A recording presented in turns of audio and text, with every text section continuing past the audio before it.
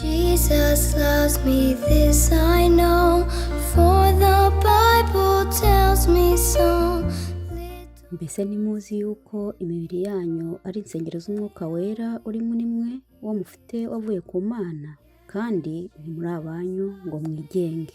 Urwa mbere rw'Abikorino igice cya 6 umurongo wa 19. Yes, Jesus loves me. Ndagusuje inshuti yanjye kandi muvandimwe wanjye, wowe wahisemo gutega amatwi uyu munsi, ndetse nawe uzayantega mu nyuma. Ngushimira cyane uburyo ki udahwema gukurikirana ibiganiro byacu bitandukanye. Uwiteka aguhire. Tumaze iminsi tuvuga ku rukundo rwa Yesu, ariko uyu munsi nibanze cyane ku ndirimbo ikundwa n'abana. Abana ni abantu beza, ni abantu bagira urukundo rutagira imbereka. Icyo bakunze barakikubwira, kandi burya n'icyo banze barakikubwira. Nta yindi mpamvu ni uko umwana aba akiri umumarayika, ariko kuko kenshi duhora tubacyaha cyangwa tubareba ijisho ribi ku byo bakoze twe twita ko atari byiza, bagenda bahinduka kugeza ubwo babaye nkatwe. Kubera ko abana barambirwa vuba rero, reka nihute mbabwire agatekerezo k'umwana wakundaga amapapayi. Yego, mvuze amapapayi, wabona wenda wowe ukunda amapera cyangwa se pome cyangwa se imineke, amacunga cyangwa ibisheke. Umunsi umwe umwana twahaye akazina ka Peter yiteguranye n'ababyeyi be kugira ngo bajyane gusenga nk'umuryango. Kumwe tubikora ku munsi w'amateraniro. Bagombaga gukora urugendo rurerure kuko nta modoka bagiraga. Bafata urugendo baragenda, ariko bageze ahantu Peter akagenda yisigaza mu nzira. Akagenda areba ukuntu abakwepa gake gake. Bakamuhamagara akaza yiruka akabasanga. Mu kandi kanya akongera akabura, bityo. Ababyeyi bageze ku rusengero babura Peter, ariko mu wundi mwanya muto Peter araza. Kumbe Peter yari yabonye umurima w'amapapayi kandi yeze, agatima kamuhatiriza kujyayo, kandi koko yanabigezeho, kuko muri cya gihe ababyeyi bamuburaga yari yagiye kwiba amapapayi. Arayarya ndetse aza yihanaguye neza utanabimenya. Ageze mu rusengero yifata neza rwose, ajya muri korari araririmba, ndetse nta muntu wigeze arabukwa ko Peter yariye amapapayi. Uwo mugoroba wabaye nk'iyindi yose, bagiye kuryama barasenga bararirimba. Nuko ariko bugeze mu ijoro, Peter agira ikintu kimeze nk'iyerekwa. Arota Yesu Kristo agaruka. Abona abandi bana bose bo muri karitsiye bo kimwe nawe bagenda binjira mu ijuru. Nuko we byajya kumugeraho ngo yinjire, urugi rugahinduka urupapayi runini rukamubuza kwinjira. Akava mu murongo akigira inyuma, urugi rukongera rukikingura, abana bagakomeza bakinjira. Peter byamugeraho akongera akajya kubona akabona urupapayi runini ruraje rufunze wa muryango. Maze Peter ararira cyane, ararira rwose bikomeye, maze yegera Imana arapfukama, aravuga ati, Mana mbabarira, ningera mu ijuru ntabwo nzongera kwiba amapapayi.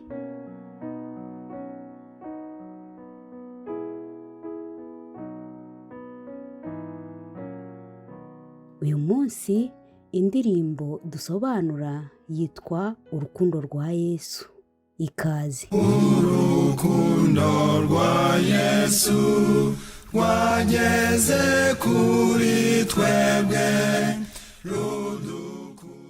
Indirimbo Urukundo rwa Yesu ni indirimbo ya 15 mu gitabo cy'Ikinyarwanda gikoreshwa n'idini y'Abadiventiste y'umunsi wa karindwi, ndetse ikaba n'indirimbo y'190 mu gitabo cy'Icyongereza gikoreshwa n'iryo dini. Abantu benshi bakunda kuyita Aradukunda.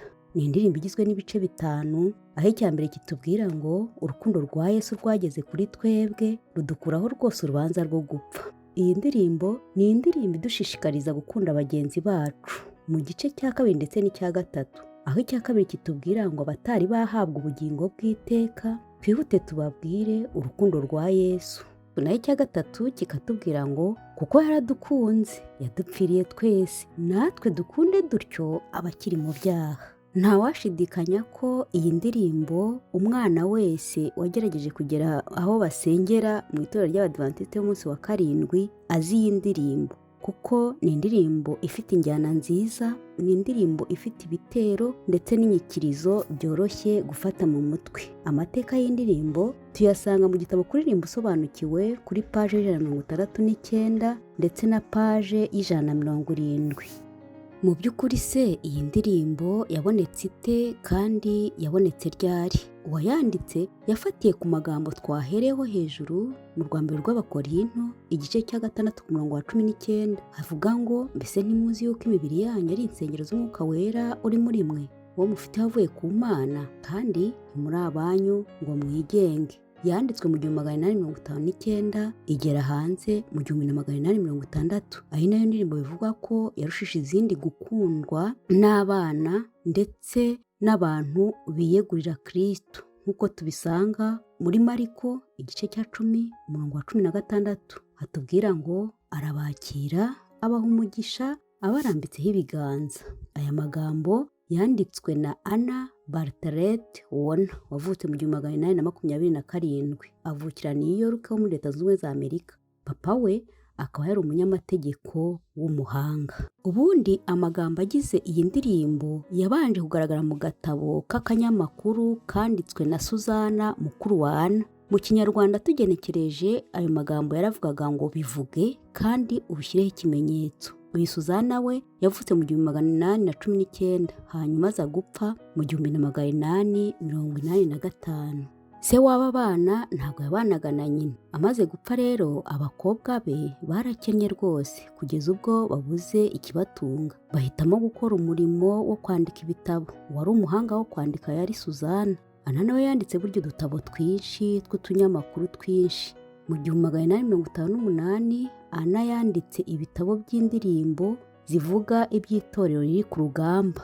Nyuma bisobanurwa mu zindi ndimi mu 1869, ariko indirimbo ye yabaye ikirangirire ni iyi ngiyi dukunda ndetse n'abana bakunda yitwa Urukundo rwa Yesu. Nk'uko nabivuze haruguru, byakunze kuvugwa ko iyi ndirimbo yakunzwe n'abana cyane kugeza n'ubwo uwitwa Linden yakoresheje aya magambo yayo akomeza umwana witwa John Fax wari ugiye gupfa. Ntawashidikanya ko na n'uyu munsi ino ndirimbo igikunzwe n'abana mu buryo bugaragara.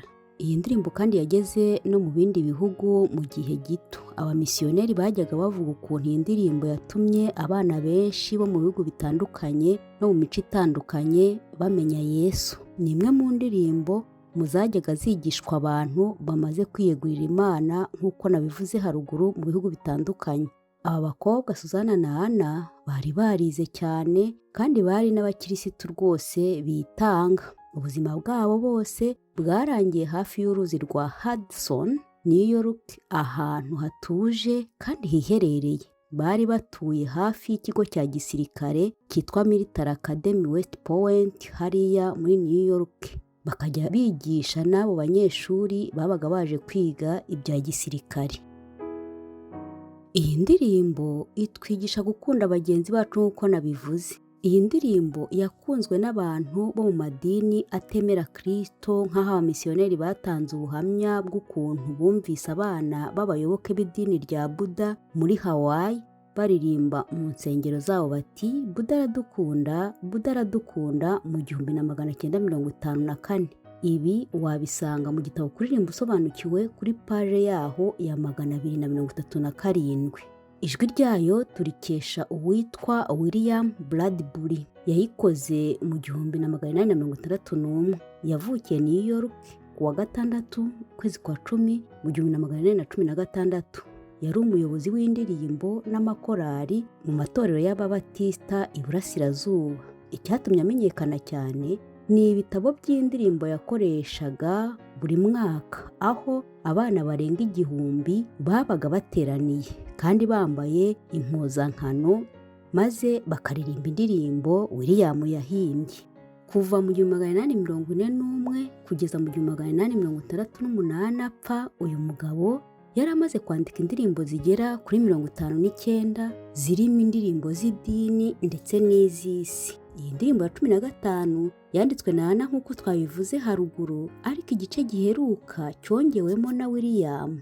Igice cya nyuma cyongewemo kiratubwira ngo akira uyu mutima weze maze uba uwawe, wambambiwe ku giti nzagukunda mbe uwawe. Ana kandi niwe wanditse indirimbo ya 494 mu gitabo cy'idini y'Abadivantisiti b'umunsi wa karindwi cy'icyongereza ivuga ngo tuzabona Yesu.